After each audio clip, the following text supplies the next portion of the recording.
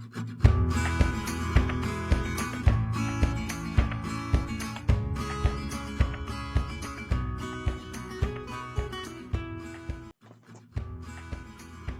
everyone! Ako nga pala si Sir Josh ng Team Ancheta.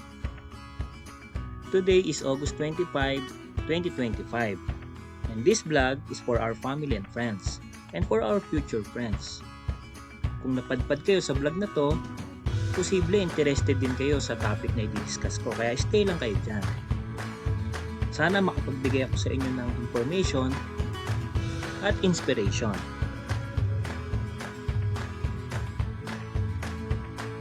This vlog is about USA EB3 visa application journey. Baka interested kayo sa topic na to, stay ka lang dyan at panoorin nyo ang vlog na to. Part 1 pa lang to and this is about the NCLEX, National Council Licensure Examination. Ang principal applicant namin, walang iba kundi ang pinakamamahal namin, ilaw ng tahanan. Siya po si Nurse Grant.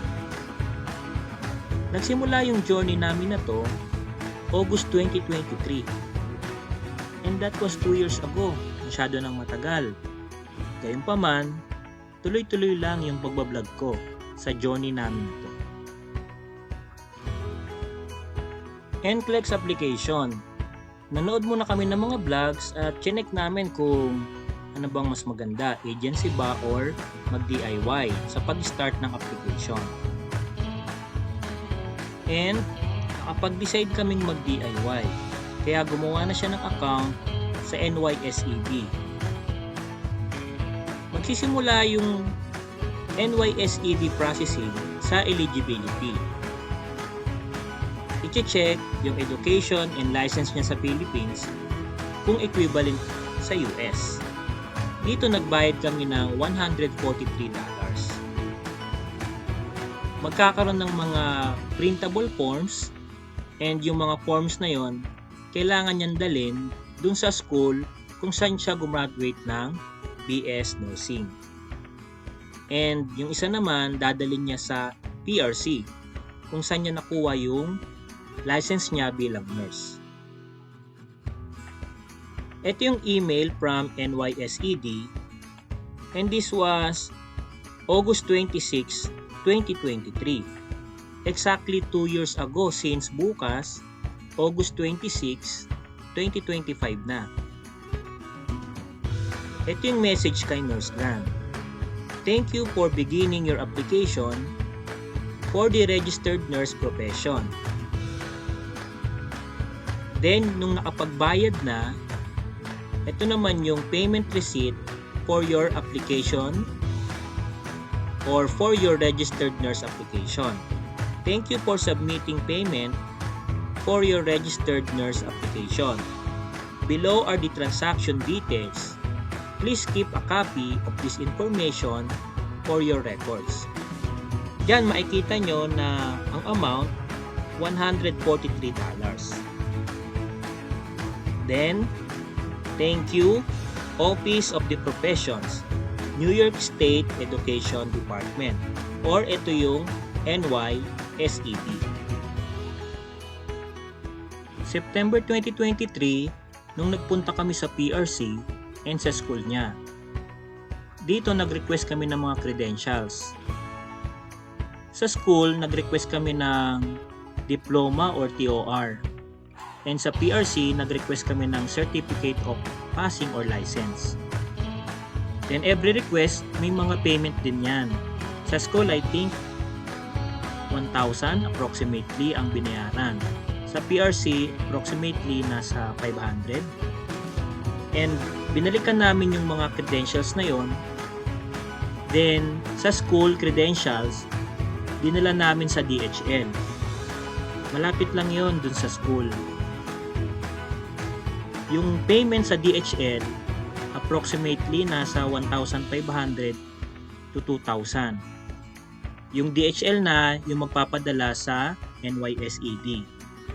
Ganon din sa PRC credential. Pagkakuha namin, kami na yung nagdala sa courier. Nasa tapat lang naman ng PRC. And ang payment sa courier, parang ganun din, approximately 1,500 to 2,000. And ang approximated expenses for this stage of processing, yung documents from school, PRC, kasama na yung mga courier fees, is around 4,000 to 5,000 pesos. Aside from eligibility, may iba pang requirements ang NYSED. Ito yung child abuse and infection control courses. Nasa $25 each din. Naganap na lang si Nurse Gran ng mga website na nag-offer ng online courses para dito. Yung $25 times 2 yan, and kung ang exchange rate is 55 pesos, yung payment for these control courses is nasa 2,750 pesos. So yan yung mga requirements para mabigyan ng approval from NYSED. Nung nakumpleto na ni Nurse Gran yung eligibility, pati na rin yung control courses na to, naka-receive siya ng approval from NYSED. And after ng approval na yan, kailangan nang gumawa ng account sa Pearson VUE. So sa pag-register sa Pearson VUE, kailangan din magbayad ng $200. So naggawa ng account si Nurse Gran noong November 13, 2023. Then after that, ang inaabangan na is yung ATT, Authority to Test. Another payment to, kapag naka-receive ka na ng Authority to Test, kailangan mo nang magpa-schedule. Kapag nagpa-schedule, ang payment is $150 that time. And yung pinili niyang schedule, December 26, 2023. So nabigyan pala siya ng ATT November 15, 2023. So 2 days lang after niyang gumawa ng account.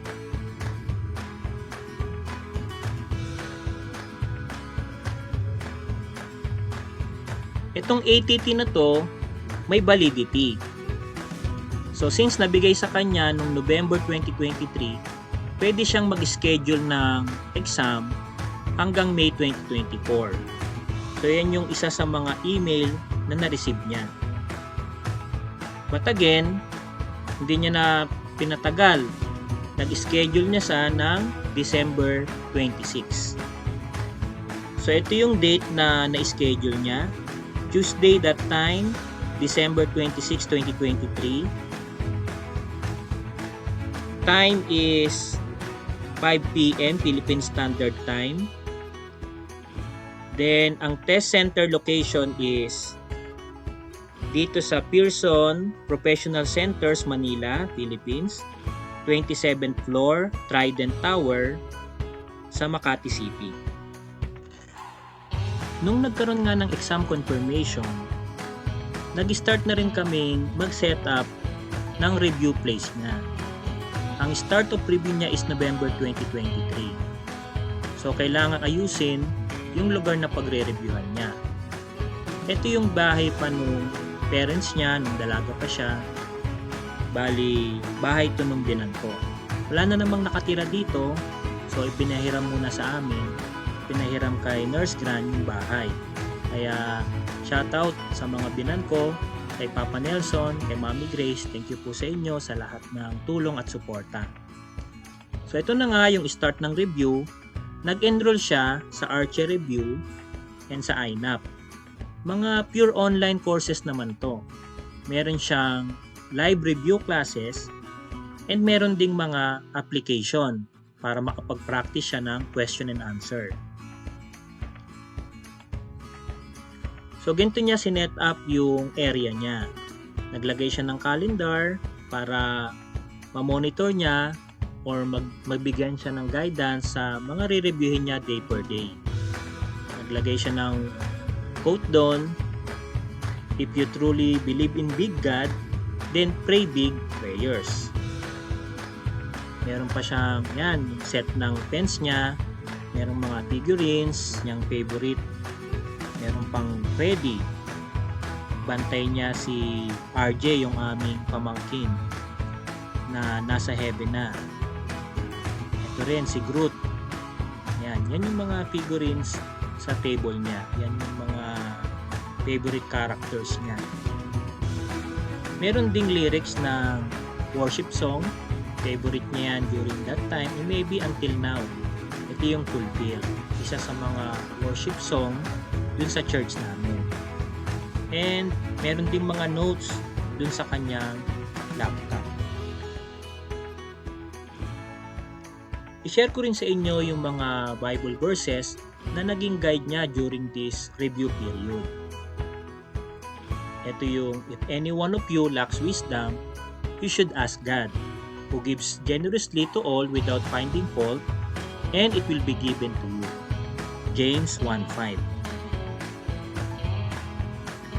"I can do all things through Christ who strengthens me." Philippians 4:13. And honor your father and mother, so that you may live long in the land the Lord your God is giving you. Exodus 20:12.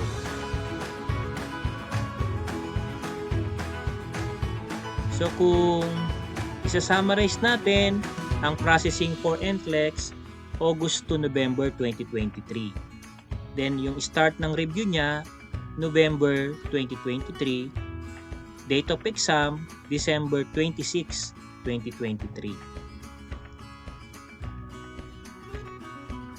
So ayan na nga, nagsimula na ang kanyang review.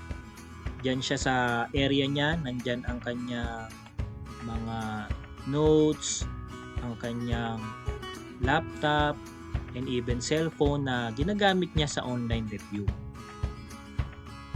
Yung naging study habit niya, study mode niya, sa gabi siya nakaka-review hanggang madaling araw. So dito sa oras na to, 11:20 PM na yan. Hanggang madaling araw na yan yung review niya. Then, ang sleeping mode niya sa umaga. Every weekend, we are attending the weekly Sunday service at COG. Yung pang 11:30 AM schedule. Kasama namin yung mga anak namin, si Kuya Nico, Ate Gia, and si Bunso, Ana. Nagkaaroon din kami ng weekly visit kasama yung mga bata. Pag wala silang pasok, o kaya holiday. So sinasamahan namin si Nurse Gran, mag-dinner at mag-merienda.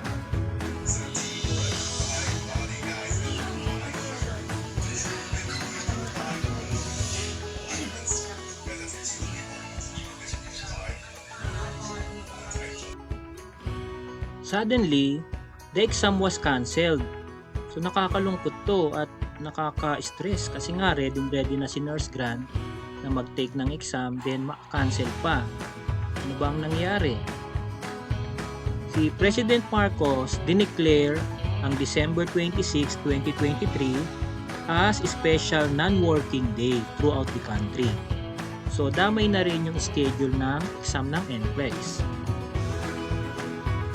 And upon checking the email, noong December 13, 2023, ito nga yung message sa kanya ng Pearson VUE. Action required, your exam appointment must be rescheduled. So nag-reschedule nga siya, and ang piniling schedule is January 3, 2024. Ito na yung pinakamalapit na available. January 3, 2024. Ang plano nga namin, magsi-celebrate kami ng Christmas niya na simple lang. Then after na ng exam niya, kami mamamasyal. But since nangyari to, so nagkaroon kami ng changes of schedule. So namasyal muna kami nung Pasko, pumunta kami rito sa buffet na kainan, and pumunta rin kami sa Makati, dito sa filling station. chinek na rin namin yung lugar kung saan yung testing venue niya. So dinaanan namin yon. Then dito naman kami napunta sa filling station. Madaling araw na to na December 26. January 2, 2024, one day before the NCLEX, nag-check-in kami sa One Pacific Place Hotel near Tordesillas Street, Makati City. Ito rin kasi yung mga suggestions sa kanilang GC at sa mga vlogs. Bali nag-check-in kami ng January 2 and January 3 yung exam. So ginawa namin yan para hindi na kami mahirapan sa biyahe, para lalakarin na lang yung exam venue. So less stress, less aberya kapag ganito yung setup.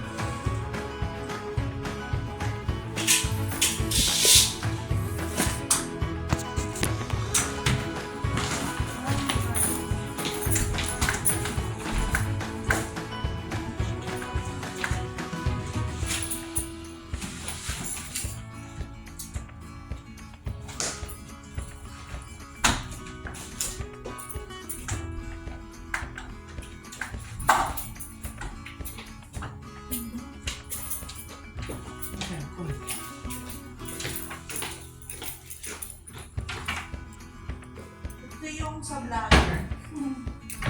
Nag-hotel din siya.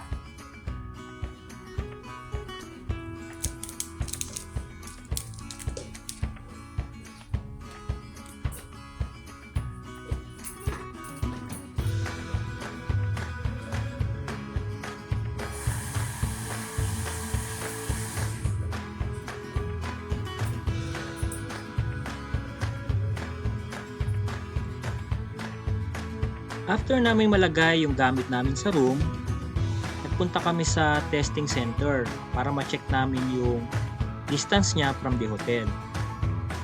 Ito yung Armstrong Center. It was just a 5-minute walk away from the hotel. Pagbalik namin sa hotel, stop over muna kami sa 7-Eleven. Bili kami ng merienda and bili na rin kami ng dinner. So ito yung dinner namin from 7-Eleven. Then bago matulog, nag-review muna ulit si Nurse Grant.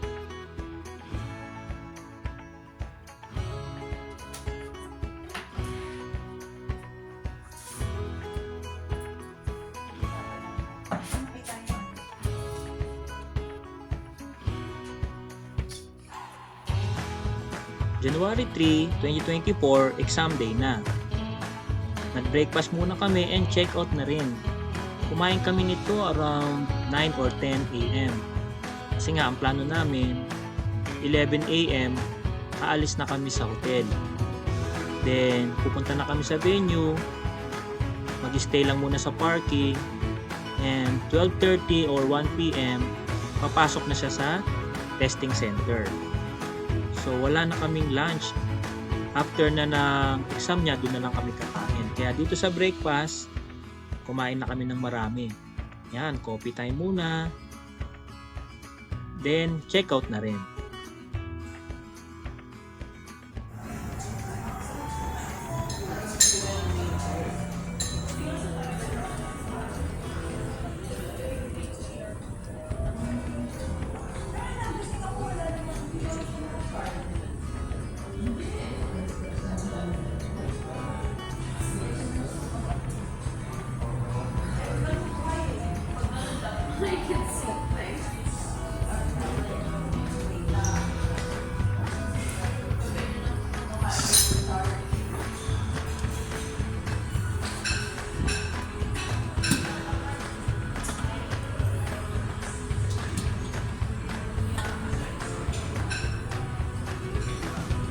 fish.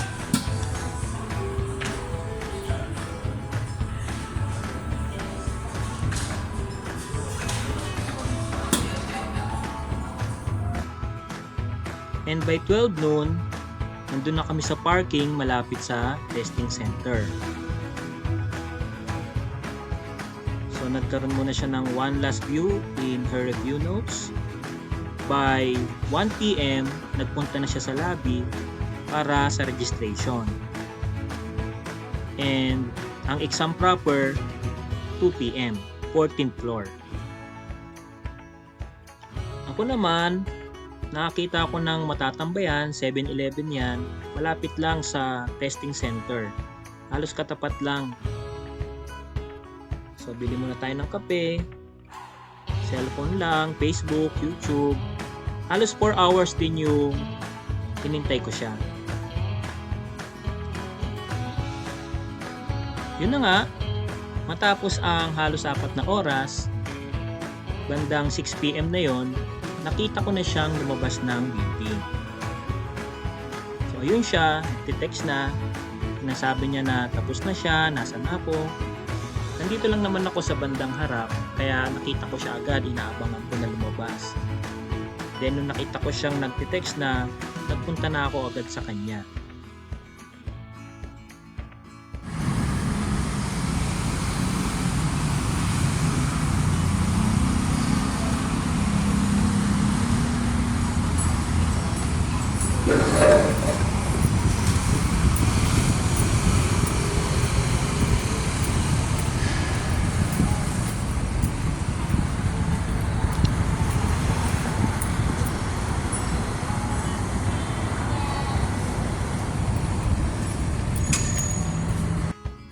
Nung magkasama na kami, kinamusta ko siya, kamusta ang exam night. Ito yung mga naalala kong sinabi niya. Una, Tay, ang hirap ng exam.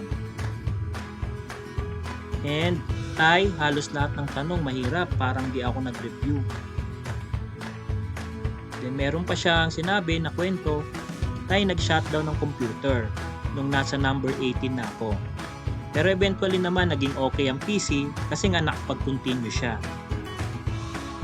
And sabi pa niya, Tay, kinakabahan ako during exam. Tay, number 85 pa lang, nag-end na ang exam.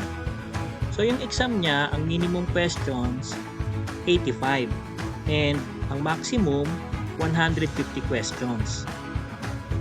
Then ang exam, computer adaptive test type.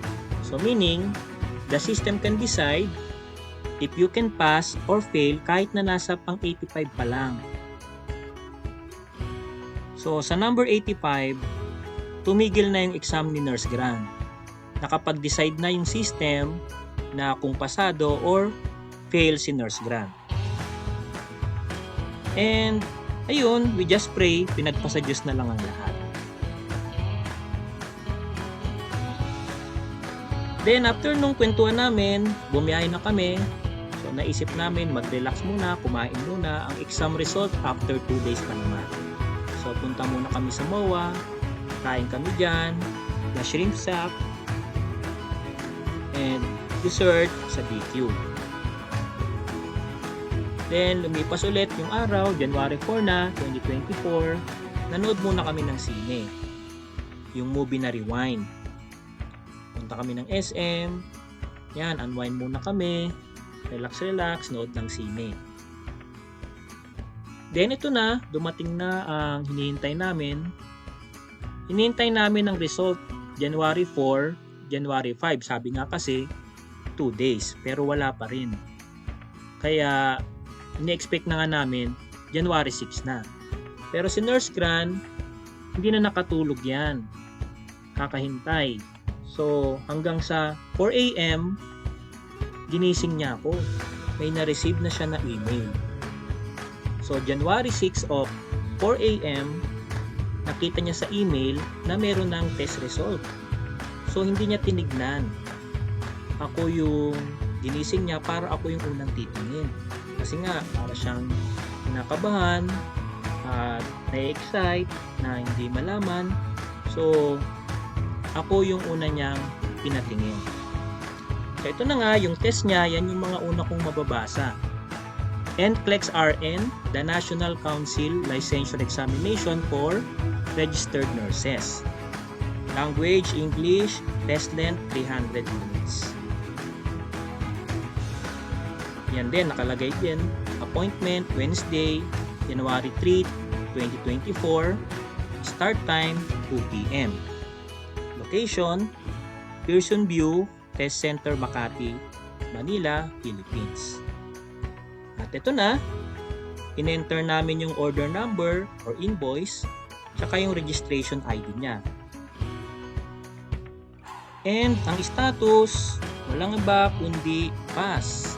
Kaya salamat talaga kay Lord sa guidance niya, sa tagumpay nito, at nakapasa ang aming nurse grant sa NCLEX. Kaya meron na kaming certified USRN. Congratulations sa iyo, Nanay Gran. Mahal ka namin, proud na proud kami sa iyo. Nandito lang kami ng family mo para suportahan ka at mahalin ka. Congratulations again, Nanay Gran.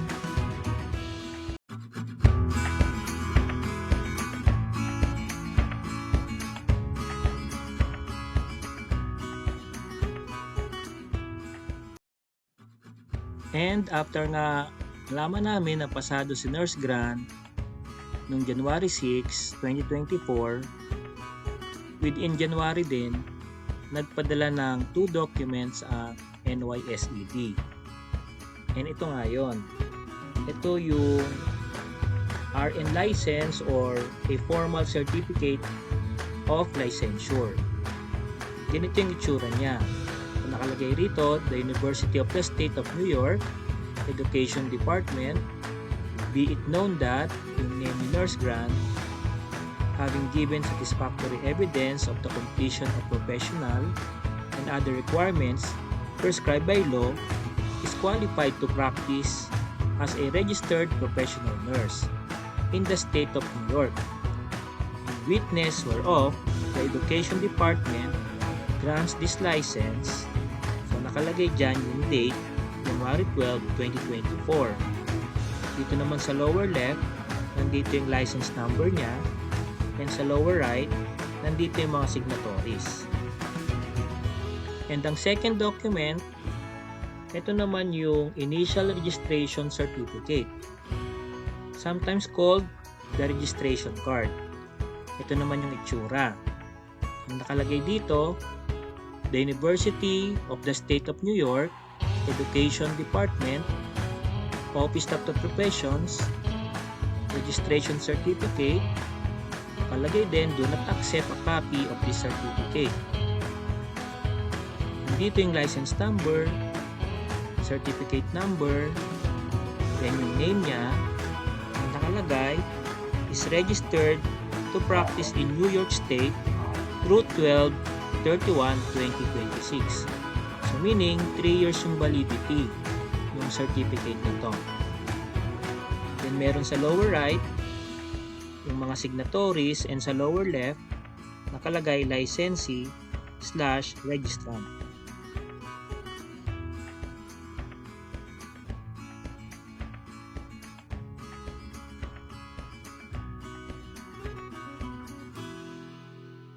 And this is the end of my vlog about part 1, the NCLEX. See you in part 2, the agency hunting. Thank you for watching, and God bless us all.